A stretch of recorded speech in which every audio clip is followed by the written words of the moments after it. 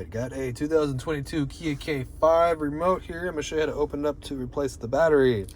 So on the side that has all the buttons here, at the very bottom you have a little bitty button that you're going to push in with your thumb. Push it way in, and then you can pull out the emergency key at the bottom. Okay, it slides out like that.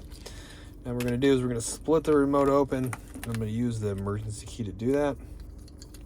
Right where the slot is, the emergency key went in. Alright, we're going to put the emergency key in just a little bit and pry the remote open. All right.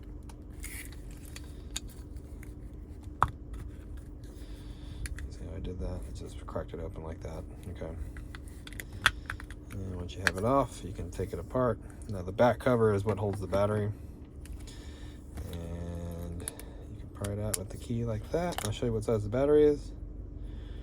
Battery size is CR2032, positive sign right there, facing down.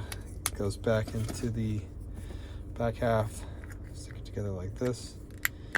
Snap it together. Key goes back in. You're all good. And that's it. Hope the video was helpful. And if it was, appreciate it. Hit that like button for me. Leave me a comment if you could.